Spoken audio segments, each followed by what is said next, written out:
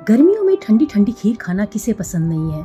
तो आज मैं भी आपके लिए खीर की ही रेसिपी लेकर आई हूँ, लेकिन ये खीर नॉर्मल खीर से काफी अलग है। So hey everyone, welcome back to my channel. गर्मियों में काफी तरह के फ्रूट्स मार्केट में मिलने लगते हैं और उनमें से मेरे काफी पसंदीदा हैं, जैसे कि तरबूज, आम, लीची। और इन फ्रूट्स की मजेदार बात यह है कि इनको आप ऐसे ही फ्रेश काट कर भी खा सकते हैं या फिर इनसे कई तरह के डेजर्ट्स भी आप बनाकर तैयार कर सकते हैं। तो आज ये जो खीर की रेसिपी है ना, इसको बनाने के लिए मैं इनमें से ही एक फ्रूट का इस्तेमाल करने वाली हूँ।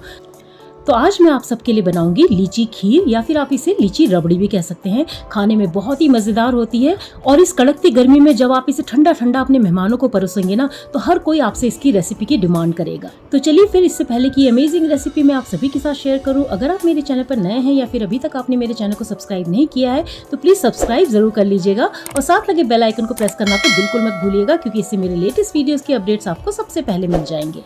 और अगर लीची खीर की ये रेसिपी आपको पसंद आती है तो लाइक बटन जरूर हिट कर दीजिएगा और इसे अपनी फैमिली और फ्रेंड्स के साथ शेयर करना बिल्कुल मत भूलिएगा। तो चलिए फिर देरी किस बात की, फटाफट बनाना शुरू करते हैं हमारी समर स्पेशल रेसिपी लीची खीर।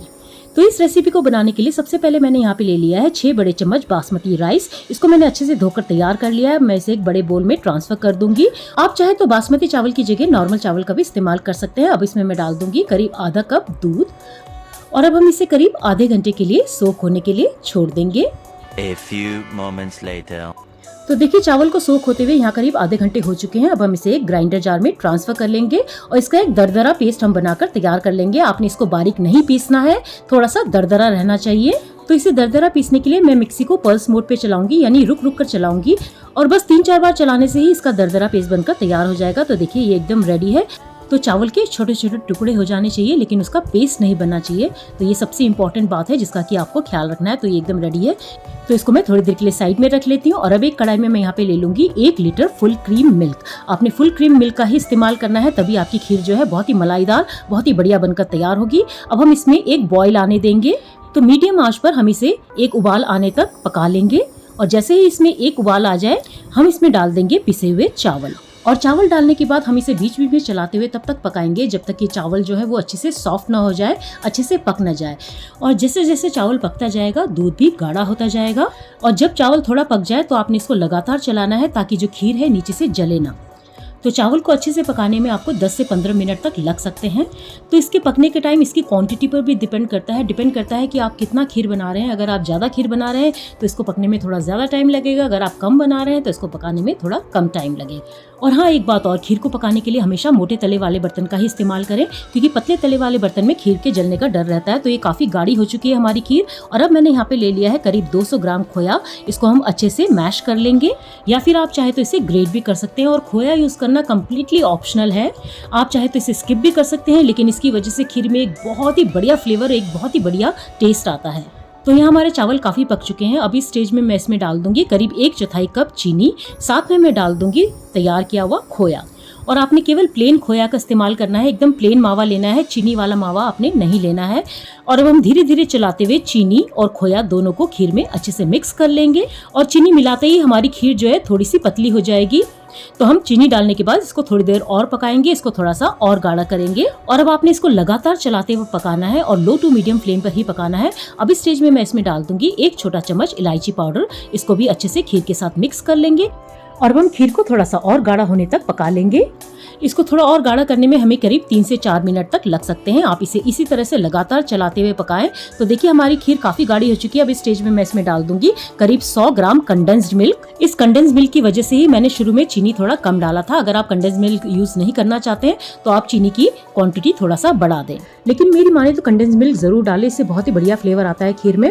और अब हम खीर को करीब 2-3 मिनट तक और पका लेंगे ताकि ये थोड़ी और गाढ़ी हो जाए। अच्छा, इस खीर को आपने नॉर्मल खीर से थोड़ा गाढ़ा बनाना है, वो मैं बाद में बताऊंगी कि क्यों। तो इस वक्त हमारी खीर की कंसिस्टेंसी एकदम परफेक्ट लग रही है। अब हम इसे अच्छे से ठंडा होने देंगे और ठंडा होने के बाद हमारी खीर थोड़ी और गाढ़ी होगी।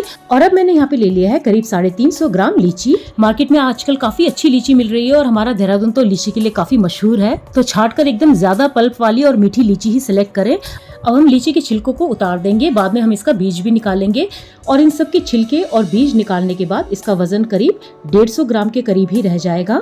तो आप में से किस किस को लीची खाना पसंद है नीचे कमेंट बॉक्स में लिखकर मुझे बताना मत भूलिएगा। मुझे तो लीची काफी ज्यादा पसंद है। बचपन में तो हम सीधा पेड़ से तोड़कर इसे खा लेते थे। हमारे घर में काफी सारे लीची के पेड़ लगे हुए थे, अभी भी काफी सारे हैं वैसे। तो देखिए यहाँ लीची के छिलकों को निकालने के बाद अब मैं इसका बीज भी निकाल कर अलग कर लूंगी और पल्प को मैं इस प्लेट में इकट्ठा कर लूंगी और पल्प को मैं 2 हिस्सों में डिवाइड कर दूंगी। एक हिस्से को मैं ग्राइंडर जार में ट्रांसफर कर दूंगी और दूसरे हिस्से को मैं बारीक चॉप कर लूंगी।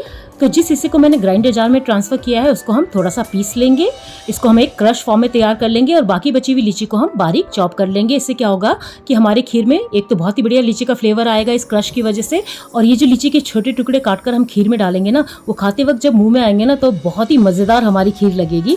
तो देखिए हमारी खीर भी अच्छे से ठंडी हो चुकी है और ठंडी होने के बाद ये और गाढ़ी हो गई है और अब हम इसमें डाल देंगे तैयार किया हुआ लीची का क्रश और लीची के बारीक कटे हुए टुकड़े, और अब हम इन्हें भी खीर के साथ अच्छे से मिक्स कर लेंगे। और एक बात का आपने ध्यान रखना है कि आपने गर्म खीर में इन्हें ऐड नहीं करना है, वरना जो दूध है वो फट जाएगा और आपकी खीर बिल्कुल खराब हो जाएगी, बिल्कुल बर्बाद हो जाएगी। तो खीर को अच्छे से ठंडा करने के बाद ही आपने उसमें लीची ऐड करना है। और अब इसमें मैं डाल दूंगी बारीक कटे हुए बादाम और पिस्ता, अच्छे से इसको भी हम खीर के साथ मिक्स कर लेंगे। और लीची क्रश डालने के बाद आपकी खीर जो है थोड़ी और पतली हो जाएगी, इसलिए मैंने पहले कहा था कि खीर को आपने थोड़ा सा ज्यादा गाढ़ा बनाना है ताकि लीची का पेस्ट डालने के बाद भी उसकी कंसिस्टेंसी एकदम परफेक्ट रहे। तो चलिए फटाफट इस लीची खीर को हम डिश आउट कर लेते हैं। देखिए कितनी क्रीमी ये बनकर तैयार हुई है और एकदम परफेक्ट कंसिस्टेंसी है। और जब आप इसे एकदम से अच्छे से ठंडा करके परोसेंगे ना तो हर कोई आपसे इसकी रेसिपी जरूर पूछेगा, ये मेरी गारंटी है। तो इससे पहले कि लीची का सीजन खत्म हो जाए एक बार ये रेसिपी बनाकर ट्राई जरूर करें, यकीन मानिए आप इस खीर के फैन हो जाएंगे और हर लीची के सीजन में आप इस खीर को बनाना बिल्कुल नहीं भूलेंगे। और अब मैं इस खीर को कटे हुए बादाम और पिस्ता से अच्छे से गार्निश कर लूंगी। दिखने में भी बहुत खूबसूरत लगता है ये और खाने में तो मजेदार है ही। और अब इस खीर को थोड़ा सा और खूबसूरत बनाने के लिए मैं यहाँ यूज कर रही हूँ चांदी के वर्क का। ये कम्प्लीटली ऑप्शनल है क्योंकि मैं इसे अपने गेस्ट के लिए बना रही थी, तो मैं इसको यहाँ पे चांदी के वर्क से सजा रही हूँ। आप चाहे तो इसे स्किप भी कर सकते हैं, ये चांदी का वर्क आपको इजीली किसी भी ग्रोसरी स्टोर में मिल जाएगा। और अब आखिरी में बीच में मैं रख दूंगी एक चेरी और ये हमारी लीची वाली खीर बनकर एकदम तैयार है, या फिर आप इसे लीची की फिरनी भी कह सकते हैं। अब हम इसे करीब 4 से 6 घंटे तक फ्रिज में ठंडा होने के लिए छोड़ देंगे। एकदम ठंडा ठंडा ही आपने इसे परोसना है, तभी इसका असली टेस्ट, इसका असली मजा आएगा। तो चलिए हमारी खीर भी ठंडी हो चुकी है, मैं फाइनली इसे सर्व कर लेती हूँ। तो देखिए हमारी ये खीर दिखने में भी खूबसूरत लग रही है और काफ़ी टेम्पटिंग भी लग रही है, तो मैं इसे फटाफट टेस्ट करके बताती हूँ। और यकीन मानिए दोस्तों ये खीर वाकई में बहुत ही कमाल की बनी है, एकदम परफेक्ट टेक्सचर है, एकदम परफेक्ट कंसिस्टेंसी है, बहुत ही रिच और क्रीमी ये खीर बनकर तैयार हुआ है और लीची के फ्लेवर ने तो इसके स्वाद में और 4 चांद लगा दिए हैं। तो एकदम परफेक्ट डेजर्ट है इस समर में ट्राई करने के लिए। तो मैं उम्मीद करती हूँ कि आप इस रेसिपी को एक बार ट्राई जरूर करेंगे। और दोस्तों अगर लीची खीर की रेसिपी आपको पसंद आई है तो इसको लाइक, कमेंट और शेयर जरूर कर दीजिएगा। तो चलिए फिर मिलते हैं अगले वीडियो में किसी ऐसी ही नई और अमेजिंग रेसिपी के साथ। तब तक अपना ख्याल रखिए, bye bye and take good care of yourself.